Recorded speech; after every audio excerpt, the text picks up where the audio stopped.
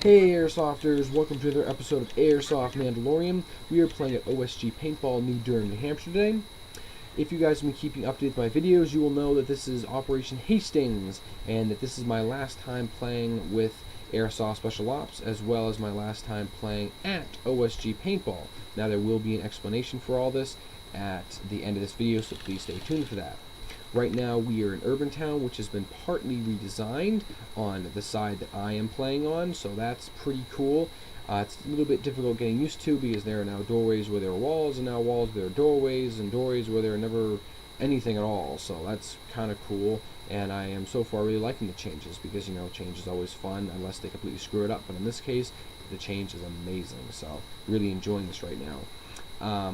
The gameplay is a gameplay that we've never tried before. Right in front of each team's respawn, there's kind of like a cover, no, I wouldn't call it a building, but just, you know, some low cover, and on that cover there's a flag. Now, whichever team can get the opposite team's flag off that cover within 25 minutes and bring it back to their respawn wins the match. So right now, our flag has been moved a little bit into this building. If you notice, when I walked by, you saw this kind of rag hanging over the wall. That was our flag. Justin made a sprint up there and somehow moved it in a little bit, so that's annoying. But right now I'm just guarding against people trying to come up this way, and then obviously I am looking through these cracks. So I'm gonna kind of cut the video and fast forward these parts because, you know, it just shows me looking through cracks and not really, you know, doing much. So that's not very interesting for you, the viewer. Now I do want to let you guys know that I have a very serious altercation with a ref later in this game. I will be narrating over it and explaining what happens. It's a little bit awkward for me because the ref goes like all, you know, completely macho on me and just starts yelling at me and drags me out of the round. So I want to explain that all so you guys are like, whoa, what the heck happened? And it's the same ref who has been giving me trouble, you know, for a long time at OSG. So I'll be explaining all that, but until then, hope you guys enjoy. So let's get down to the action.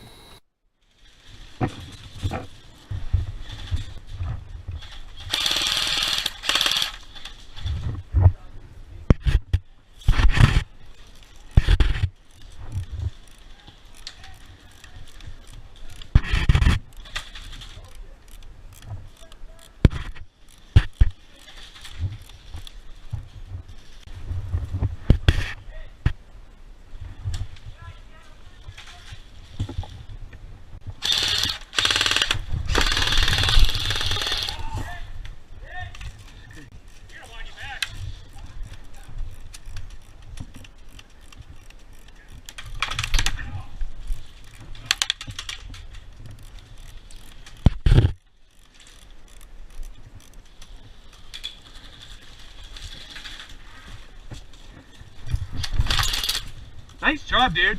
Nice try. Your mag isn't wound up. This is a hint. No, it wasn't.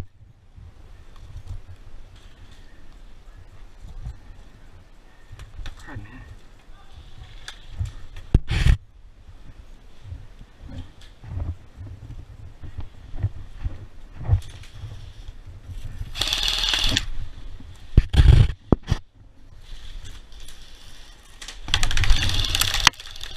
Gotcha. Eat it, Justin.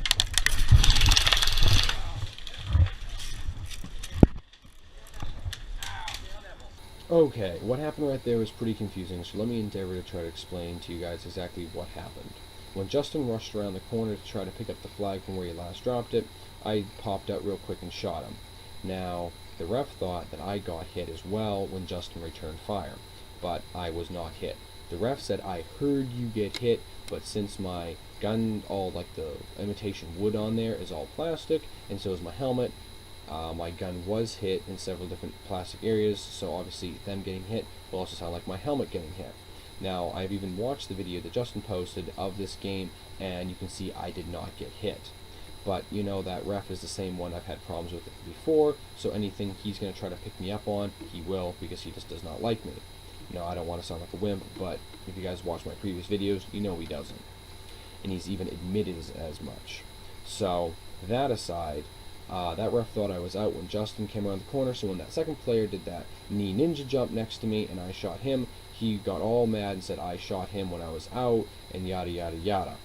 Now, I even talked to that player later, once after that game ended. I'm like, hey man, I did not mean to shoot you that many times in the neck. And he was completely chill about it. He was like, oh man, whatever. He says, heck, I asked for it. I jumped out in front of you. He's like, it was totally cool. It's airsoft, whatever. He was completely fine with it. And I did not mean to overshoot that guy. He jumped there and I shot him. But that ref handled the situation very incorrectly. He literally grabbed me physically by the arm and literally dragged me out of that match. And by all standards, that is very wrong. You never grab a player or get physical with a player unless it is an absolute emergency, like he's having a heart attack or he broke his leg, or him and another player actually having a knockdown, drag out fight. That's the only times where they are allowed to physically grab another player, which that ref completely broke the rules. And legally, I literally could have sued him, but that just sounds stupid because it's like, wow, that's so dumb. But it just shows how wrong that ref actually was. Now, I don't blame him for trying to do his job, but overly berating people, I do have an issue with. So that was into that game, for me at least. But the kind of joke's on him. That game only lasts another 2 minutes, because if you notice, as I was walking out, you see another one of Justin's teammates picking up the flagging and running off with it. So literally 2 minutes later, they won the match. I literally just got back at my table, started reloading mags, and I hear game over. So I'm like, ha ha ha, screw you, ref. But whatever. That ref, I feel, is very overzealous in the way he deals with people, and I don't think he is most of the time justified for the way he deals with situations. So just want to explain that I was not cheating, and right there, scene right here, that guy's mag was not wound up. You can hear his gun dry firing, and you don't hear any BBs bouncing off of me, so that proves it as well there. So hope you guys see that I am always trying to be a fair player and not trying to cheat and get away with stuff. So sometimes just this situation is probably one of the most awkward situations ever with dealing with a ref, and I hope this will never be repeated ever again within the ref, and it never has been. All the other refs I've ever come in contact with have always treated me just fine, and I've always gotten along with them well. So if it's always a one-time thing with this one ref, I'll be happy with it. So thanks for watching another episode of Airsoft Mandalorian. Please subscribe, like, and leave your comments below, and as well, please stay tuned for the rest of the videos of this day. Hope you guys enjoyed, and until next time, don't forget, get out there and play. JK, guys, actually not the end. Like I said in the beginning, I'll be giving you guys an explanation for why this is my last time playing at OSG and my last operation through A.S.S.O. So here's the explanation. A.S.S.O Special Ops, otherwise known as A.S.S.O, went out of business. Now, what I'm about to tell you guys is completely public knowledge. It was posted on their Facebook page, website, and Justin's Facebook page when they went out of business. So none of this is like behind the doors gossip or anything like that. So all public knowledge. Just want to throw that out there so you don't think I'm like gossiping about anything. What happened is that Fred, the original owner of A.S.S.O Special Ops, sold the business to one of his friends named Christian, who was a retired Marine and really loved airsoft. Now, Christian had some amazing plans for A.S.S.O.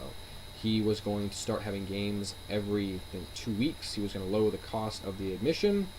He was going to start having like loyalty member programs, raffles. He was lowering the cost of the guns in the store, all the products. Actually, not just the guns, all the products in the store. So he had some awesome plans for A.S.S.O. The only problem is the damage had already been done.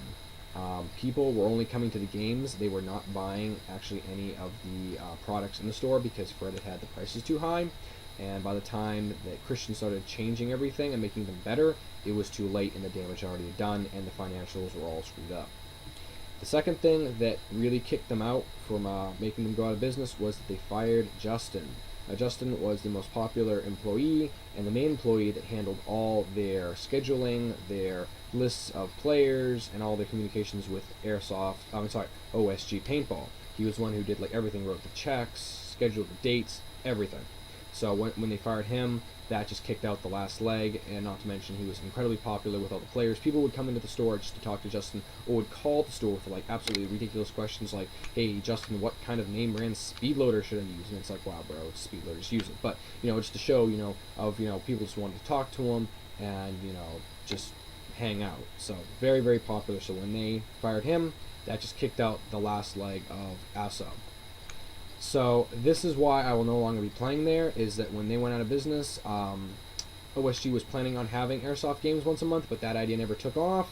So now they are strictly paintball again and will no longer be playing airsofters. So very, very sad, and me and my friends miss it a lot.